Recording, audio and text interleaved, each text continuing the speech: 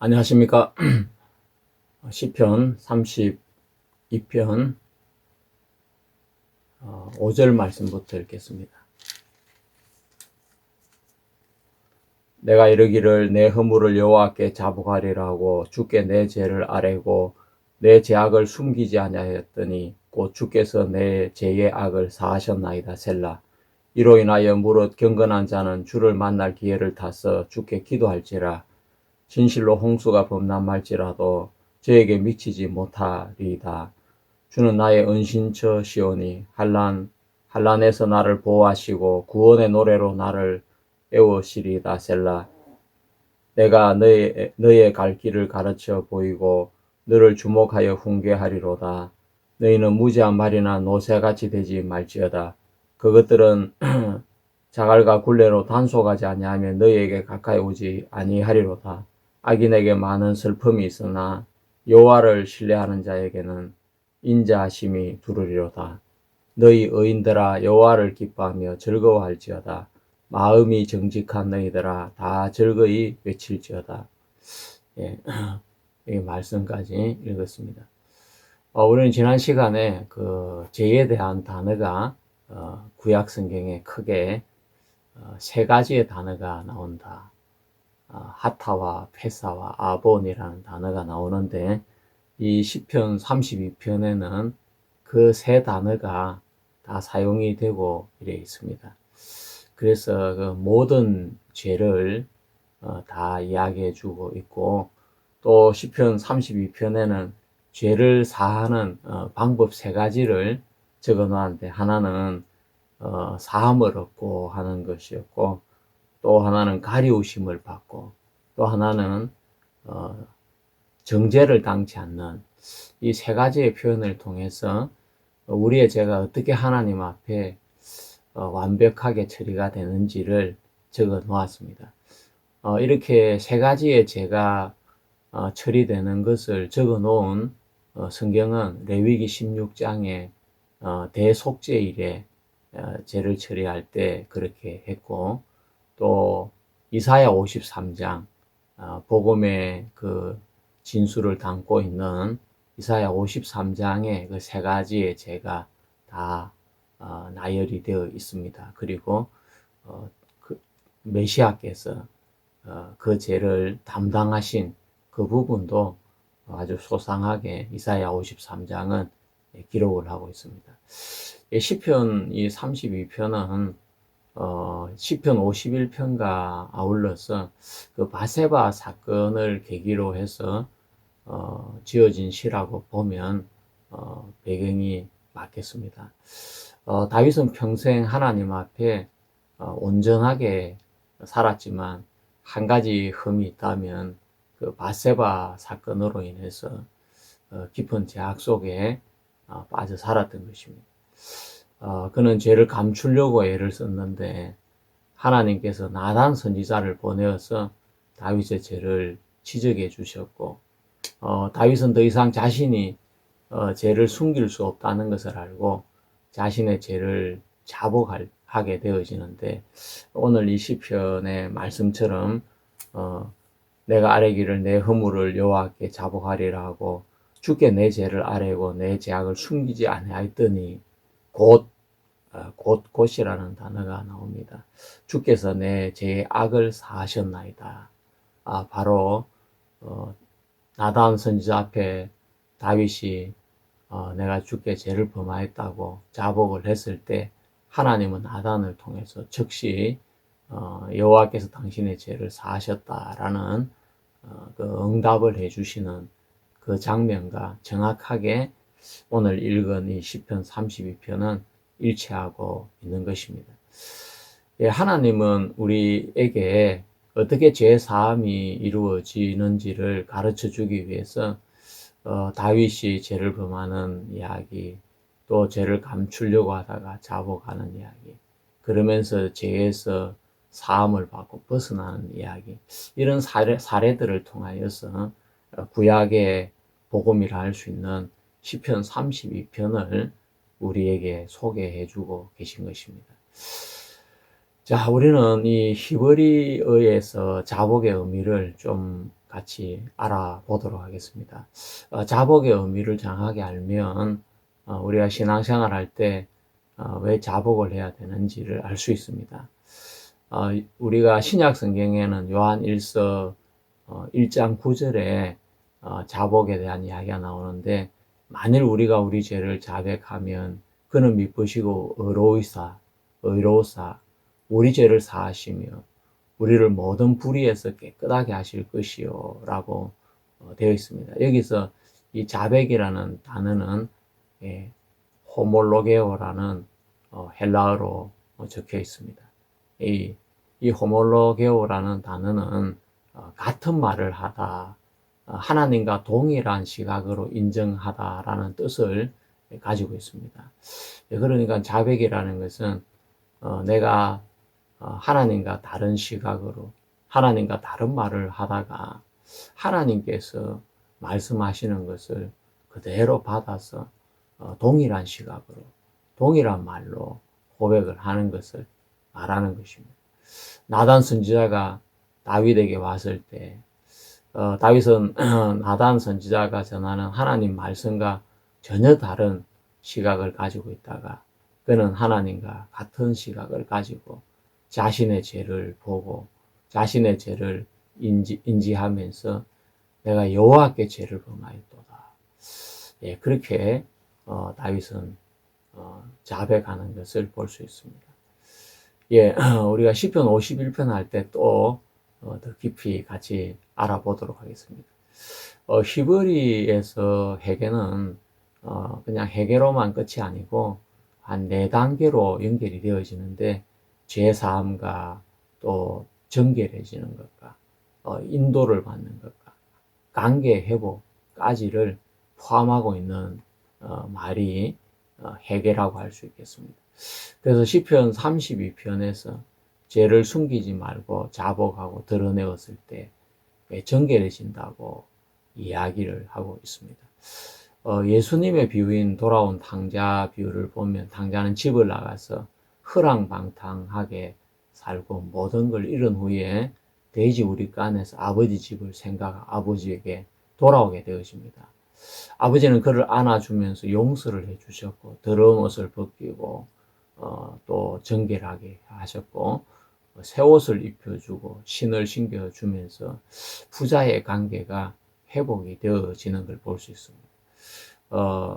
회개라는 것은 그냥 죄에 대한 용서로만 끝나는 것이 아니라 정결과 관계 회복까지 완성이 되었을 때 그것이 제대로 된 회개라고 예수님께서도 그렇게 말씀을 하고 계십니다.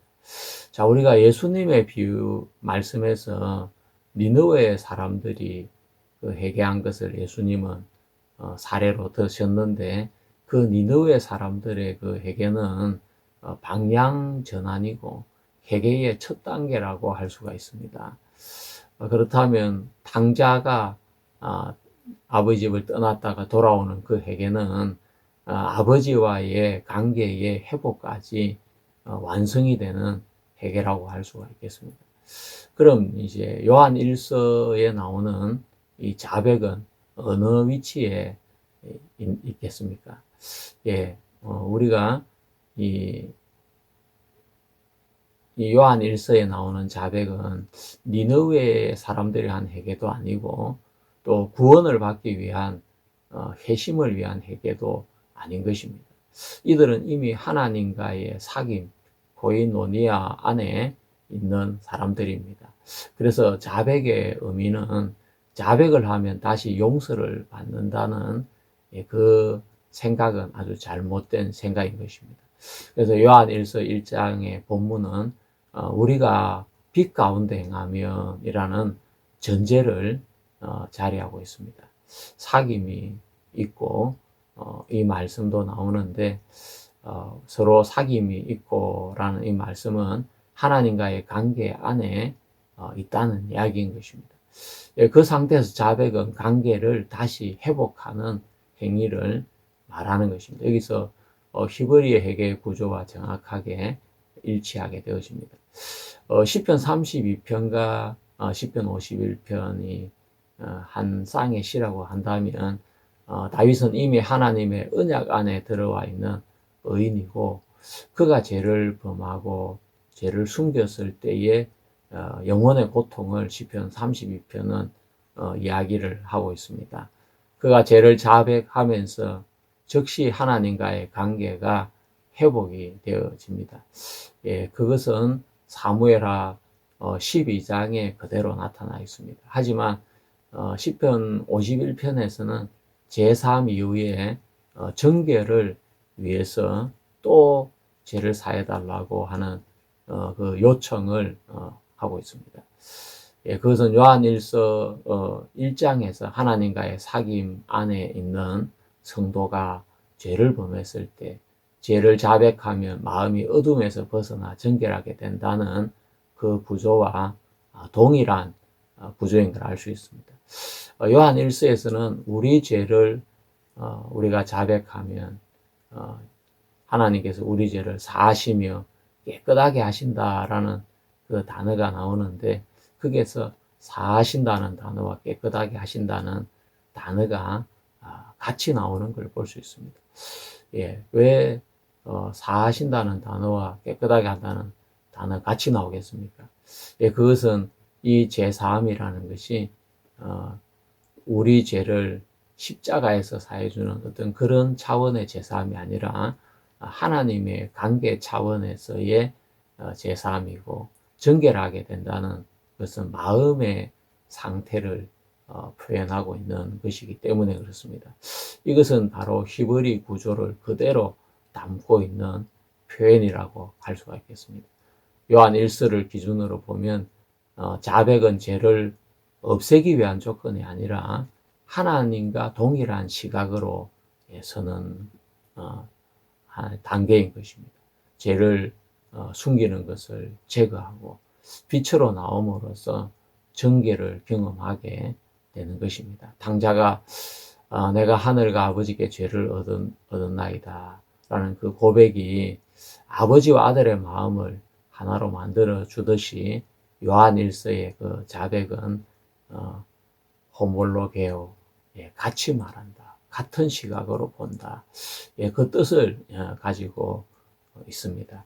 아버지의 시각으로 자신의 모습을 보고 인정을 하는 것을 말하는 것입니다. 이것은 니느웨의 회개와 아주 차이가 나는 것입니다. 니느웨 회개는 그냥 방향 전환이고 일시적인 심판에서 회피를 한다면, 요한 1서의 자백은 관계 안에서의 정결을 되찾는 것입니다. 히브리 회개 구조 안에서 이미 관계 안에 있는 사람이 정결과 사귐을 유지하기 위해서 자신을 하나님과 동일한 시각으로, 동일한 마음으로 자신의 죄와 자신의 허물을 인정하는 행위를 자백이라고 말하고 있는 것입니다. 그래서 자백은 용서를 얻기 위한 말이 아니라 빛 가운데 다시 서기 위한 하나님 편에 같은 마음으로 서기 위한 선언인 것을 알 수 있습니다. 우리가 다음은 마르틴 루터가 대교리 문답에서 한 말인데, 제가 한번 그대로 읽어 드리도록 하겠습니다. 예수님께서도 주기도문에 이런 이야기를 가르쳤습니다. 우리가 우리에게 죄 지은 자를 사하여 준 것 같이 우리 죄를 사하여 주옵시고 라고 했는데, 루터는 이 부분을 복음과 연결해서 해석을 했습니다. 이 구절은 제가 읽어드리면, 이 구절은 우리의 빈궁한 삶과 연결이 되어 있습니다. 우리가 비록 하나님의 말씀을 가졌고 또 믿으며 그분의 뜻을 붙잡고 행하며 하나님의 선물과 은총 아래 살고 있을지라도 죄를 피할 수는 없습니다. 우리는 매번 비틀거리며 흔들리며 삽니다. 이는 세상 안에서 사람들과 부대끼며 살기 때문입니다. 그래서 서로 상처를 주고받으며 참지 못해 화를 내고 안갚음을 하며 삽니다. 게다가 사단은 그렇게 살아가는 우리를 뒤에서 계속 꼬드깁니다. 이제까지 들었던 모든 강구는 다 부질없는 것이고 불가능하다고 말입니다. 이런 전쟁터 속에서 똑바로 서 있기란 여간 어려운 게 아닙니다.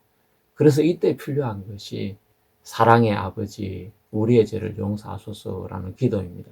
이것은 용서해 달라고 기도하기 전에 용서하시지 않기 때문이 아닙니다. 이것은 용서해 달라고 기도하기 전에는 용서하지 않기 때문이 아닙니다. 이 사제의 복음, 십자가의 복음이 이미 우리에게 주어진 하나님의 선물입니다. 그러므로 용서를 구하는 기도는 이 십자가에서 이미 제가 용서되었다는 그 약속을 근거로 하는 것이고, 기도할 때마다 이 약속을 더 깊이 되새기는 것입니다. 중요한 것은 사제의 약속을 인정하고 받아들이는 것입니다.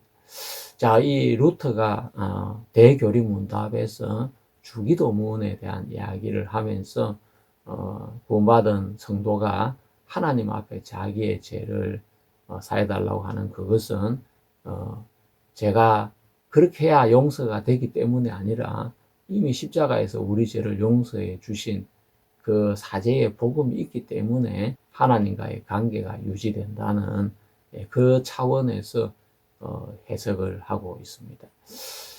그러니까 내가 이 죄를 자백하지 않으면 제가 용서가 안 되고, 자백을 해야 제가 용서되고, 그 차원은 아니라는 것입니다. 이미 죄는 십자가에서 깨끗하게 용서가 된 것입니다. 자백은 바로 우리의 마음의 정결과 하나님과 같은 시야를 갖는 그런 차원이라고 이야기를 드렸습니다. 자, 시편 32편에서 자복과 토설이라는 단어가 나오고 있습니다. 우리 시편 32편은 죄에 대한 자복과 토설이 나오는데, 이 시편 32편 후반부에는 하나님께 나가는 자와 하나님께 나가지 않는 자의 삶의 비교를 해주고 있습니다. 그것은 의인과 악인으로 대조가 되면서 시는 끝이 납니다. 우리가 죄를 지은 사람이 하나님 앞에 나가면 용서를 받게 되고, 그러나 하나님께 나가기를 싫어하는 자는 용서를 받지 못하는 악인의 삶으로 끝이 납니다. 예수님은 복음서에서 하나님 앞에 나갔던 세리와 바리새인의 비유를 우리에게 말씀해 주셨습니다. 두 사람 다 똑같이 하나님 앞에 죄인이었음에도 불구하고 세리는 감히 고개를 들지도 못하고 자기의 가슴을 치면서 주님, 나를 불쌍히 달라고 그렇게 하나님 앞에 자신을 고백을 했고, 바리새인은 멀찍이 서서 이렇게 하늘을 우러러 보면서 나는 일주일에 2번씩 금식하고 소득의 11조를 내고 저 세리와도 같지 않고 불의 토색 간음을 행하지 않고 그렇게 하나님 앞에 자신의 신앙을 들고 나갔습니다. 그렇지만 하나님의 대답은 전혀 달랐습니다. 바리새인을 의롭다 하지 않으시고 그 고개를 들지조차 못하고 자신의 가슴을 치면서 주님, 나는 죄인이로소이다 라고 자신을 실토한 그 세리를 의롭다 하시고, 바리새인은 전혀 그렇게 하나님 앞에 의롭다함을 얻지를 못했습니다. 자, 우리는 예수님의 이 비유 속에서도 하나님 앞에 우리가 우리 죄를 자백한다는 것이 하나님과 같은 시야를 갖는 것을 말하는 것이지, 내가 지은 죄를 낱낱이 내가 거짓말을 했습니다, 미워했습니다, 뭐 시기를 했습니다, 뭐 주의를 범했습니다, 그런 죄를 일일이 다 나열하는 걸 의미하는 건 아닙니다. 왜냐하면 세리가 하나님 앞에 한 자백을 보면 그의 자백은 너무나 간단했습니다. 하나님, 나는 죄인이로소이다. 나를 불쌍히 해주십시오. 그 말 외에는 더 할 말이 없는 것입니다. 그러면 자기의 가슴을 치면서 고개를 들지조차도 못하는 그런 세리였는데, 하나님 앞에 그는 의롭다함을 얻었습니다. 다윗 역시 자기가 죄를 숨기려고 하다가 나단이 와서 자기의 죄를 깨우쳐 주면서 당신이 하나님의 말씀을 업신여긴 것입니다, 당신이 하나님을 업신여긴 것입니다 했을 때, 다윗은 한마디를 했습니다. 내가 여호와께 죄를 범하였나이다. 자기가 여호와께 죄를 범했다는 그 한마디의 자백으로 다윗의 모든 죄는 빛 가운데 드러났고 하나님은 여호와께서 당신의 죄를 사하셨다 하면서 죄 사함을 선포하셨던 것입니다. 자, 우리가 자백은 이렇게 하나님과 같은 시각, 같은 마음으로 보는 것을 이야기하는 것입니다. 시편 25편과 시편 51편을 통해서 히브리인의 전통적인 회개와 속죄의 구도에 대해서 같이 좀 알아보겠습니다.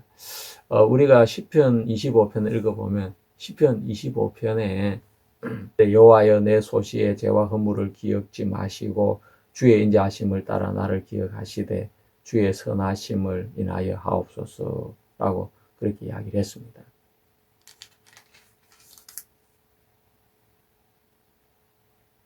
또 11절에는 여호와여 나의 죄악이 중대하오니 주의 이름을 인하여 사하소서 그렇게 이야기를 했고 또 18절에 17절에 내 마음에 근심이 많사오니 나를 곤란에서 끌어내소서 나의 공고와 환난을 보시고 내 모든 죄를 사하소서. 시편 25편에는 죄를 사해달라는 이런 간구가 많이 나오고 있습니다. 근데 시편 32편에는 죄를 사함 받았다는 그 이야기가 나오고 있는데 시편 25편과 32편은 완전히 다른 이야기를 우리에게 해주고 있고 또 시편 51편까지 같이 연결해서 보면 이 히브리인들이 어떻게 하나님 앞에 회개를 했고 또 속죄를 받았고 자백을 했는지 그런 전체적인 구조를 알 수 있습니다.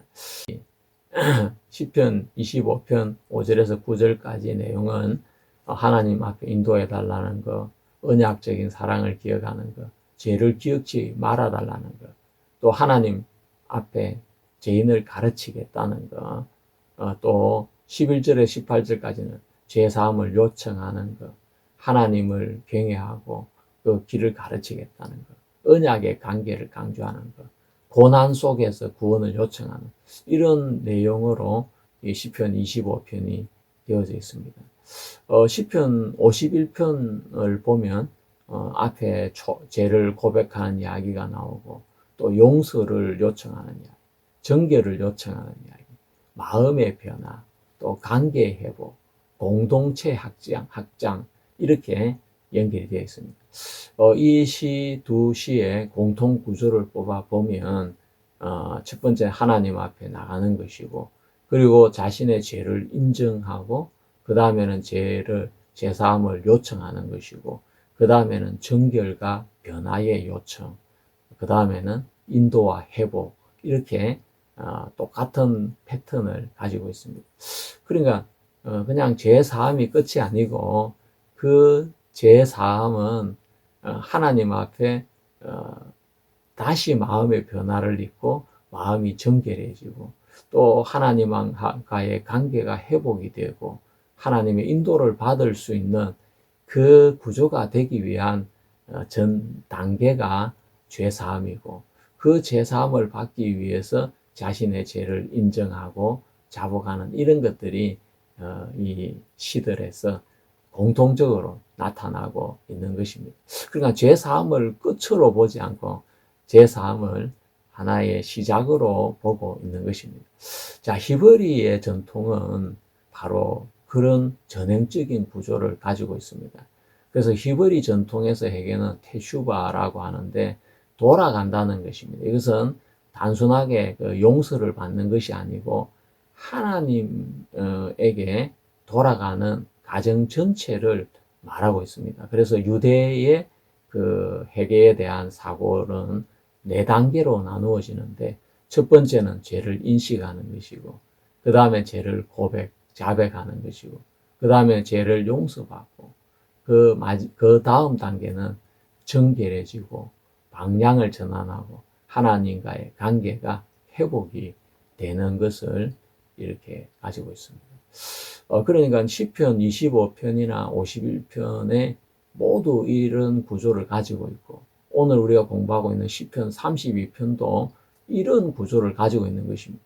그냥 죄를 용서받기 위해서, 그것이 전체의 목적이 아니라 죄를 용서받는 목적은 정결과 방향 전환을 통해서 하나님과의 관계 회복이 그것이 목적이라 할 수 있겠습니다. 자, 우리가 헬라적 사고와의 결정적인 차이가 바로 여기에 나타나는 것입니다. 히브리적 사고에서는 하나님과의 관계가 중심이 되고 언약이 중심이 되고 방향 전환이 중심이라 한다면, 헬라적이나 또 후대 신학에서는 인간의 어떤 근본적인 재성, 원죄론, 이런 재성이나 본성, 또 인간의 상태의 정의가 중심이 이렇게 되어집니다. 그래서 끝없이 회개하고 끝없이 그냥 죄를 고백하고 이렇게 되는데, 왜 그렇게 고백을 하고 하나님 앞에 끝없이 회개를 하는 것입니까? 그 목적이 뭡니까? 하나님하고 한 마음이 되고 한 뜻이 되고, 그렇게 되기 위해서 그런 것입니까? 그렇다면 끝없이 할 필요가 뭐가 있습니까? 정말 마음의 중심이 돌아왔다면, 하나님하고 하나가 되어졌다면 끝없이 회개를 하고 끝없이 자백을 할 이유가 없지 않습니까?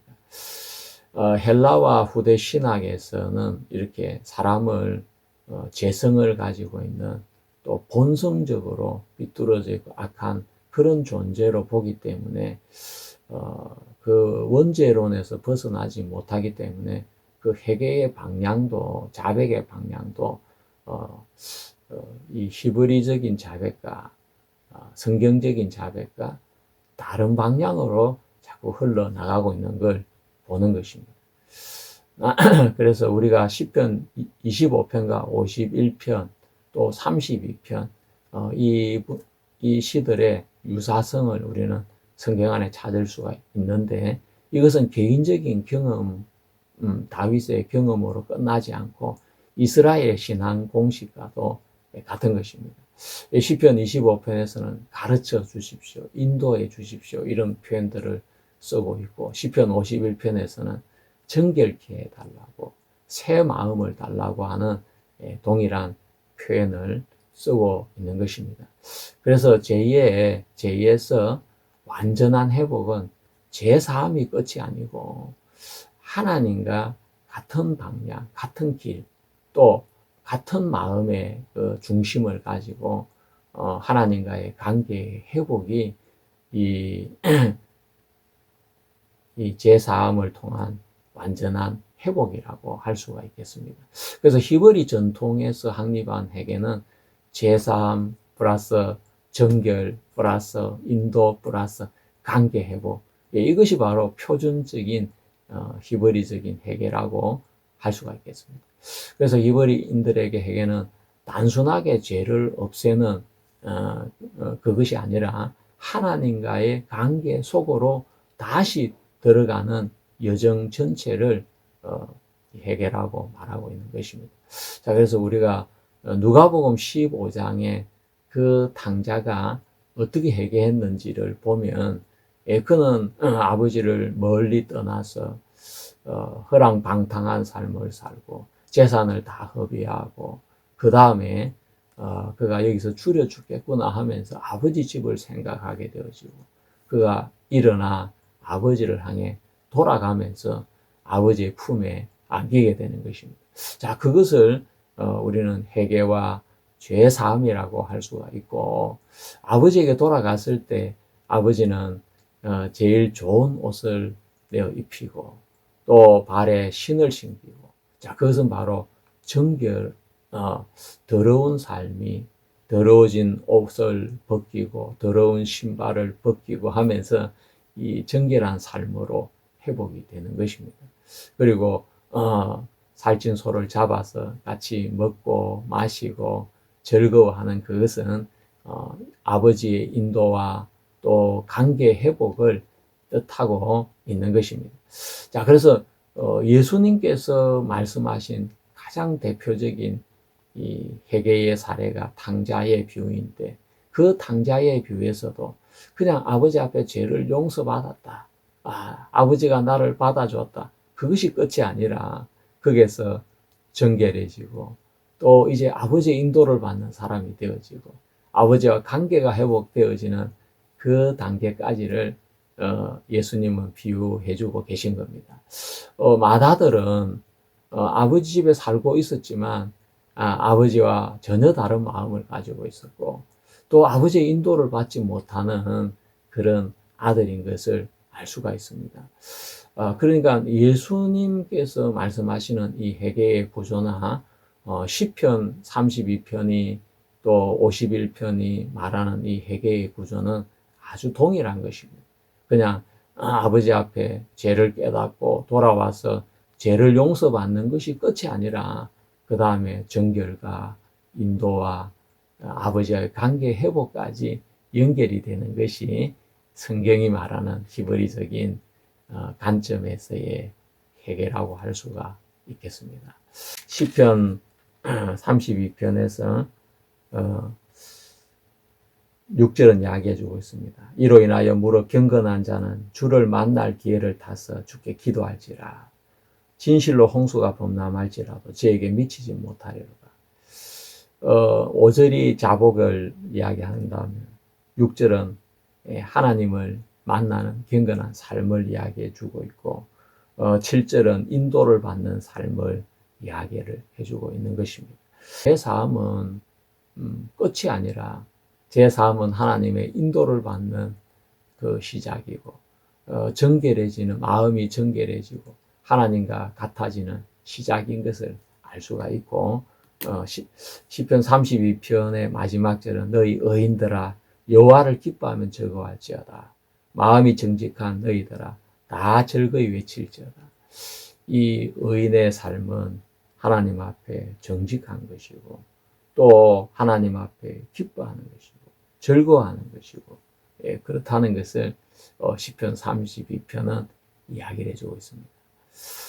의인이신 여러분, 여러분께서도 제사함으로 이제 다 끝났다고 생각하지 마시고, 그 제사함으로 하나님의 인도를 받고, 또 정결한 마음을 가지고 하나님과 같은 마음과 같은 뜻으로 또 하나님과의 관계 회복 속에서 살아가시는 여러분 되시기를 바라겠습니다.